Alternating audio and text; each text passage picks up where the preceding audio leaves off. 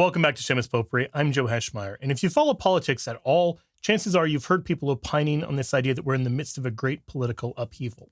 And the question is a good one. Anytime you see the voting populace change its preferences and vote for a different party, we should be asking what that means for the future of the country, for voters' preferences, and whether that change is going to last. And we've seen that in several of the back and forth moves, from Bush to Obama, from Obama to Trump, from Trump to Biden, and from Biden now back to Trump.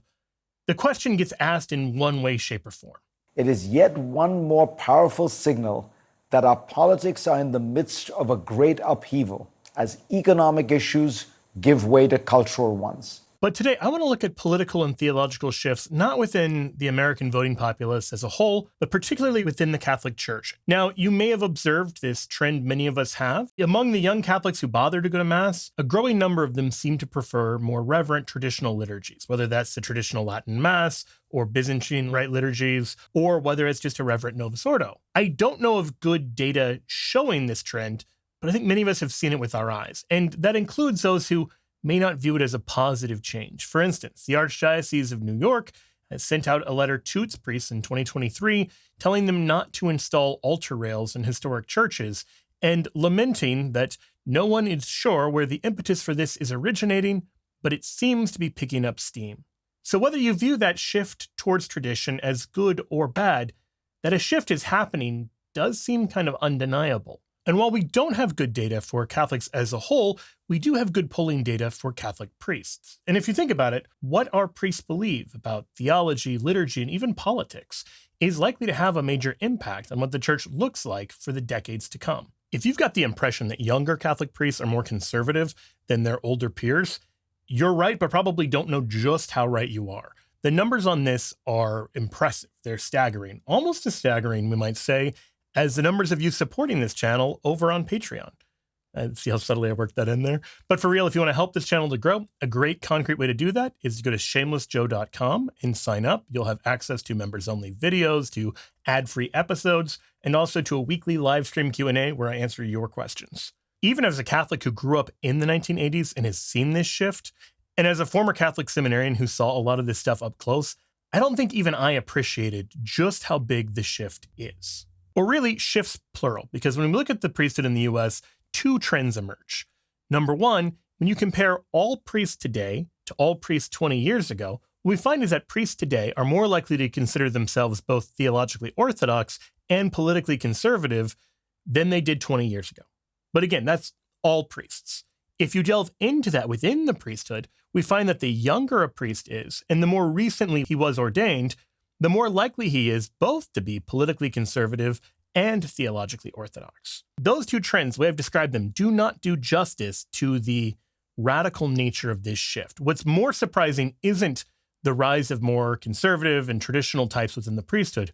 What's most surprising is the absolute death of progressive Catholic priests, the simple disappearance of such men from the priesthood entirely. Let's break these numbers down bit by bit. So first, let's look at the big picture. How has the Catholic priesthood in the United States changed in the past 2 decades or so? Back in 2002, the LA Times polled Catholic priests on a wide variety of topics. And one of the things that they found is that younger priests tended to be both more conservative politically and less likely to pick and choose which things they agreed with the church on or what they believed in among Catholic doctrine. That shows there was already this trend in the priesthood even 20 years ago, that within the ranks of priests, that we already could see something was shifting. But now, flash forward 20 years. In 2021 and in 2022, the sociologists Mark Regnerus, Brad Vermeulen, and Stephen Cranny decided to ask the exact same questions from the poll to thousands of priests today. And the results were startling. Looking just at these statistically significant findings, we find that priests today are more likely to say that, number one, younger priests are more conservative. So that trend that they were seeing back then, they see it even more today. Number two, they're more likely to say that Jesus Christ is the sole path to salvation. Number three, they're more likely to say that birth control, even for married couples, is sinful. Number four, they're more likely to say that masturbation is sinful. And number five, they're more likely to self-identify as politically conservative. So those are the things that have gone up. What about the things that have gone down? priests today are less likely to say that the church in the US is getting better. Number 2, they are less likely to say that the laity follow the teachings of the church. Number 3, they are less likely to support women's ordination to the priesthood or even to the diaconate. Number 4, they are less likely to support the ordination of married men to the priesthood. And number 5, they're less likely to say that they struggle with celibacy or with the church's teaching on celibacy. And while I hate using political terms like left and right or conservative and liberal for what are really theological categories like orthodoxy and dissent, there is nevertheless clearly some kind of link between political affiliation and theological leanings that we find here in the data. So we can collectively call this theological and political shift a strong shift to the right. You can think about it this way. If you were to ring the door of a rectory, the priest who greets you at the door is much more likely today to believe in all the teachings of the church, much more likely today to describe himself as theologically conservative, but he's also much more likely to have a MAGA hat or to have Fox News on. He's also aware that the teachings he believes in, including the controversial ones like on the church's sexual ethic, are teachings in which he and the laity are not totally in lockstep. But the next shift is even more salient than the first, because it tells me that not only has there been a rightward shift among priests as a whole, but that within the priesthood, there's been the absolute annihilation, end, destruction of progressive Catholic theology. Here's what I mean.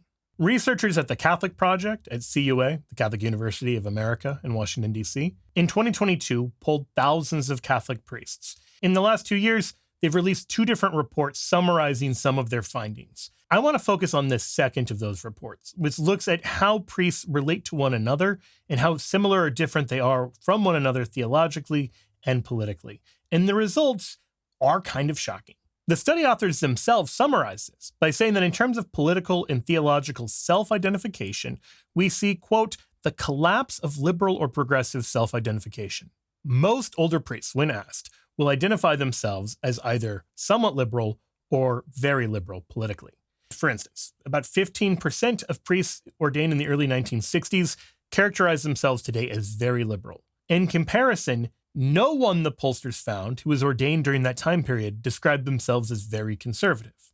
Now, I'm just eyeballing the charts here. They didn't release the exact numbers, but there looks to be about a 3-to-1 ratio among all liberals to all conservative priests from the 1960s. This, after all, is an era in which Paul Simon could sing about going to jail and how the radical priest comes to get me released, and we're all on the cover of Newsweek, an apparent reference to the left-wing priest activist Father Daniel Berrigan and his brother. Now when the radical priest come to get me released, we is all on the cover of Newsweek. Now contrast that with the group of priests ordained from 2010 forwards. In this group, conservatives make up an actual majority of the priests ordained. Now, if you're looking at the numbers, you might notice the light blue is actually moderates, which makes it look like there's more liberals than there are.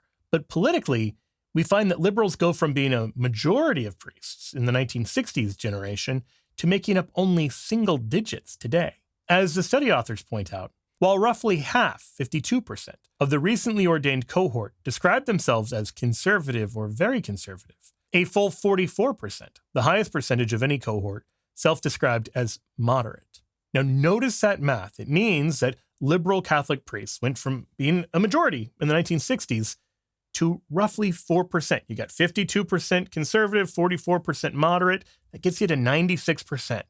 So only about 4% of the more newly ordained men from the last 15 years are going to politically identify as liberal, even somewhat liberal. That's just political orientation. And it is important to stress that we don't know exactly what anyone means when they're responding to a questionnaire about whether they're conservative or liberal. Are they thinking of their views on abortion, on immigration, on something else?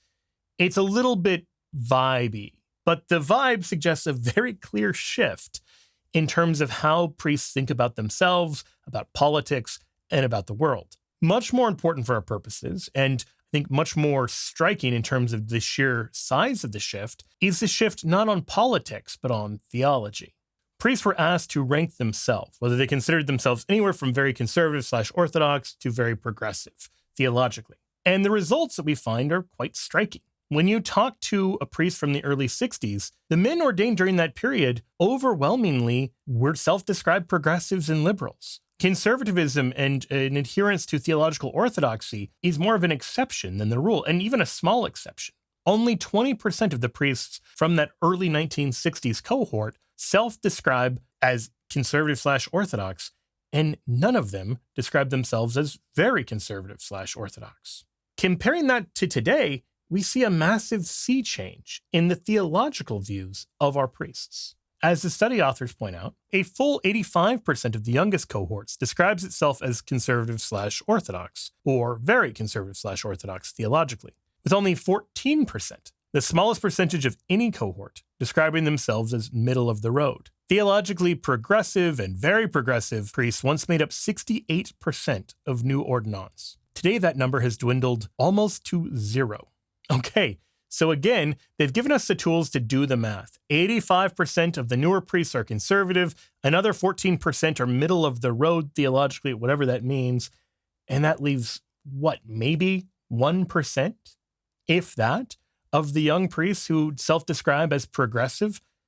This from 68% down to a rounding error. And this isn't a fluke. It isn't like there was one really orthodox, really conservative year for priests. It wasn't that at all.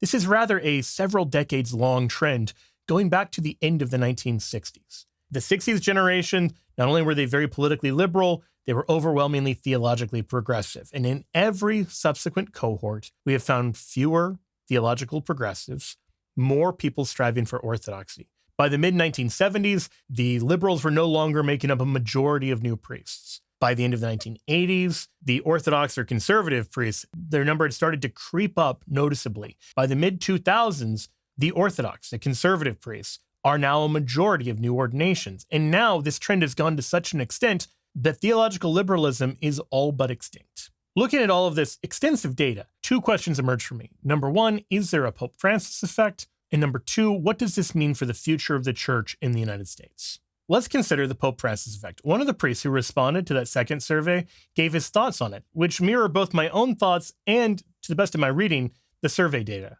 Priests in their 70s and 60s now would be one cohort. And then you have the JP2 generation. That would be very orthodox, but still have some, free-flowing liturgy stuff. Then you get in the Benedict stuff, which is like, the heart on everything kind of guys. And the young guys now, I'd say, you have a lot in common with those last few cohorts, but the super progressive wing really didn't replicate themselves. What I like is that this priest has keyed into things that the conservative or liberal kind of framing of the survey questions maybe haven't done such a good job of. Because the truth is, within the priesthood, there really are two fault lines, not one. One is a fight on theological orthodoxy, and another is a fight on how we celebrate the liturgy. The so-called JP2 priests, these were young men who were inspired to the priesthood by the example of St. John Paul II and during his pontificate. They tend to be very theologically orthodox, but maybe a little looser liturgically. In contrast, Benedict XVI really shone a spotlight on the value of a beautiful and well-celebrated reverent Mass. And so the men inspired by him, the so-called Benedict guys, tend to share his enthusiasm, not just for solid and precise theology, but also solid and precise by-the-books liturgy. But while it's common to hear Catholics refer to JP2 priests or Benedict XVI priests, the question that's been left unanswered is what a Francis priest looks and sounds like. And this has been a question since the very beginning of Pope Francis's pontificate. One of the earliest questions being asked was, would there be a Francis effect? And there's two forms of that question. One is, will it change how ordinary, maybe lukewarm Catholics practice their faith? In survey data, Catholics in America overwhelmingly report liking Pope Francis and changes they view him as making. But within a year, Pew Research Center had already realized that this didn't convert to any change in actual practice that could be documented in the data. In the words of Pew, there has been no measurable rise in the percentage of Americans who identify as Catholic, nor has there been a statistically significant change in how often Catholics say they go to Mass. And the survey finds no evidence that large numbers of Catholics are going to confession or volunteering in their churches or communities more often. Since then, Mass attendance numbers have actually gone down and not up. In fairness to Pope Francis, much of that seems to be related to unrelated factors, things like COVID. But we don't find a Francis effect in a measurable way on the laity. What about on priests? One of the questions early on was, would Pope Francis spark a generation of young men to discern the priesthood who maybe aren't as interested in traditional liturgy, who maybe are a little more politically liberal, who maybe are even more theologically progressive. To the extent we have answers to that, the answers seem very strongly to be no, no, and no. Not only are the young men being ordained during Pope Francis's pontificate actually more conservative than the priests who were ordained under Benedict XVI, they also have a more complicated relationship to Pope Francis himself. When polled, priests who were ordained before 1980 overwhelmingly love the job that Pope Francis is doing. About 80% of them say they strongly approve of the job he's doing, compared to 1% who strongly disapprove. In contrast, among priests ordained since 2010, the numbers are much more split. 20% strongly approve, and 21% strongly disapprove. What went from an 80-to-1 split between strong approval to strong disapproval is now a 1-to-1 split, with slightly more strongly disapproving. Now, it's arguably unseemly even ask the question, hey, how do you think the Vicar of Christ is doing? But I think questions like this can help to shed light on the reality of the situation, of the relationship that can be kind of complex or tense at times between these young priests and their pope. Now, it's important to caveat that by saying, while many of them clearly struggle with Pope Francis's governance style, they are nevertheless overwhelmingly supportive of the fact that they report to a pope. 67% of priests in the cohort of priests ordained since 2000 agree that they value their accountability to the Pope, versus 82% of those ordained before 1980. Similarly, 64% of priests under the age of 45 agreed that they value accountability to Pope Francis, compared to 82% of priests over the age of 75. So while younger priests have some qualms with Pope Francis, the numbers do show a filial respect and obedience to the Pope, even if they don't always agree about everything that he says and does. So what does this mean for the future? Thinking about the data, I'm struck by at least 4 things. Number 1, liberal Catholicism, at least in terms of the priesthood, is spiritually barren. In fact, dead. It simply has not reproduced. I've said that several times, but I think it's worth stressing the question, why? Because you can't just blame the bishops. It isn't as if the bishops are the radical conservatives. Rather, they're ordaining men who in many cases are more conservative and more traditional than they are. So what's driving this? And more specifically, what's driving the failure of liberal Catholicism to produce priests? I would suggest 2 things. Number 1, if you accept liberal Catholic theses, like Gary Willis's claim that the priesthood is not of apostolic or Christ's origins, but is rather an innovation in addition to Christianity, why become a priest? If you don't believe in the priesthood, don't be a priest. But even more broadly, we could say, if your view of the priesthood is essentially that he's a community organizer and a social justice activist, you don't need to go to seminary for years to do that. You don't need to get ordained. You don't need to be accountable to a bishop or a religious superior, and you certainly don't need to be celibate.